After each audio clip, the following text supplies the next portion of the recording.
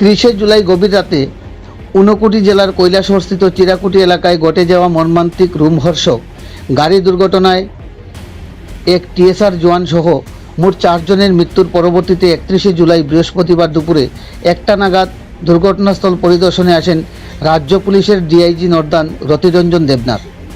উক্ত পরিদর্শনকালে DIG northern রতিরঞ্জন দেবনাথের সাথে উপস্থিত ছিলেন কৈলাসহর মহকুমা পুলিশ আধিকারিক জয়ন্ত কর্মকার, কৈলাসহর থানার ওসি তাপস মালাকার সহ ঊনকোটি জেলার আরক্ষা দপ্তরের অন্যান্য আধিকারিকেরা।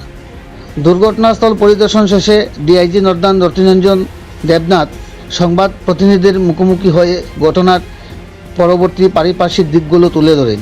তিনি জানান, চলন্ত গাড়িটির মাত্রাতিরিক্ত গতির কারণে নিয়ন্ত্রণ হারিয়ে রাস্তার পাশে ডিভাইডারে ধাক্কা মেরে দুর্ঘটনাটি ঘটে। এতে একজন টিএসআর জওয়ান সহ মোট 4 জনের মর্মান্তিক মৃত্যু ঘটে। তিনি দুর্ঘটনায় মর্মান্তিক মৃত্যুতে 4 জনের বিদেহী আত্মার প্রতি সদ্গতি কামনা সহ মর্মাহত শোকার্ত পরিবার পরিজনদের স্বজন হারানোর বেদনা ভুলতে বিধাতার নিকট প্রার্থনা করেন। কৈলাসহর প্রতিনিধি রিপোর্ট, শ্যামলী ত্রিপুরা। আমাদের নাইট রাউন্ড ডিউটি ছিল এখানে। তো নাইট রাউন্ড ডিউটি আমাদের স্টাফ এখানে দাঁড়ানোই ছিল। গাড়িটার কিছু একটা প্রবলেম হয়েছিল, গাড়িটা ঠিক করছিল। ওই সময়তে কুমারঘাট দিক থেকে একটা গাড়ি অসম্ভব স্পিডে হঠাৎ করে এসে পড়ে, এসে ডিভাইডারের মধ্যে ধাক্কা মারে। তো যারা এখানে ডিউটিতে ছিল তাদের একজনকে ড্যাশ মারে, ডাইরেক্টলি হিট করে। ওই হিটের ফলে আমাদের যে টিএসআরের জওয়ান ছিল মিলন দেববর্মা, 8 ব্যাটালিয়ন টিএসআরের, সে এখান থেকে প্রায় 20 ফুট দূরে উড়ে গিয়ে পড়ে গাড়ির ধাক্কায়।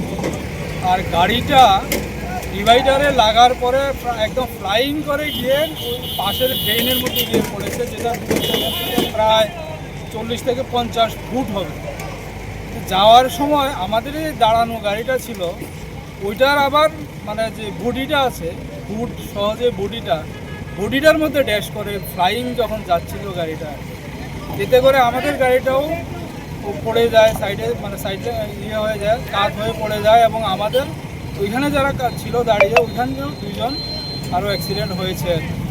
তো পরবর্তী সময় আমাদের সমস্ত officer, deputy commandant 8 battalion TSR, আমাদের ওসি, এইচডিপিও, আদার অফিসার সবাই ভিজিট করেছে। আজকে আমিও এলাম এখানে ভিজিট করতে, দেখতে।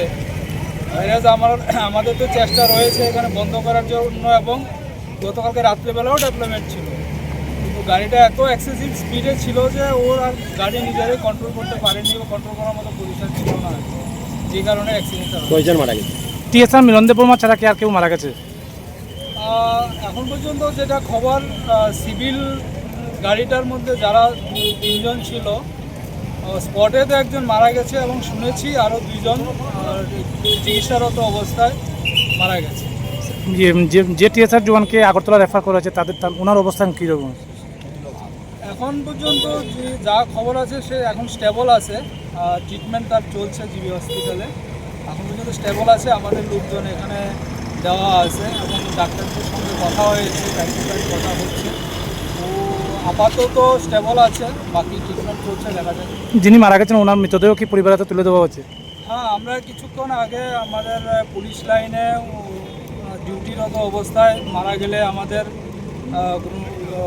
ফোর্সের লোক আমাদের যে নর্মাল সেলামি, সুখ সেলামি, এই সমস্ত কিছু বিষয় থাকে, এগুলো কমপ্লিট করার পরে আমরা পরিবারের হাতে হ্যান্ডওভার করে দিয়েছি পরিবারের লোকজন।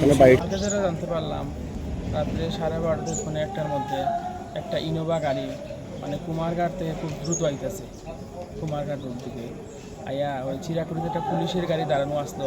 পুলিশের গাড়ির মানে এত সজোরে ধাক্কা মারছে, মারার পরে এখানে টোটাল গাড়ির মধ্যে 3 জন আসলো ওই ইনোভা গাড়ির মধ্যে, আর পুলিশ গাড়ির একজন টিএসআর মারা গেছে। তো টিএসআরের নাম হলো মিলন দেববর্মা। আর ওই গাড়িতে, ইনোভা গাড়িতে যারা আসতো 3 জন, একজন হলো সাজিদ খান, একজন হলো আক্তার আলী, আর একজন হলো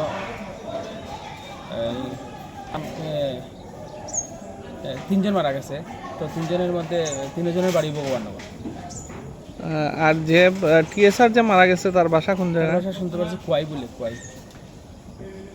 তো কি মানে আপনি কি দেখছেন রাত্রে গিয়া যে কিভাবে মানে অ্যাকচুয়ালি দুর্ঘটনাটা হয়েছে? রাত্রে গিয়ে দেখছি ওই পুলিশ গাড়িটা তো আসলে অ্যাকচুয়ালি দাঁড়ানিতে আসতো, কিন্তু এই গাড়িটা ইনোভা গাড়ি যেটা এত এত সজোরে আইছে, এত হাই স্পিডে আইছে, আইয়া মানে মারছে পুলিশ গাড়ি।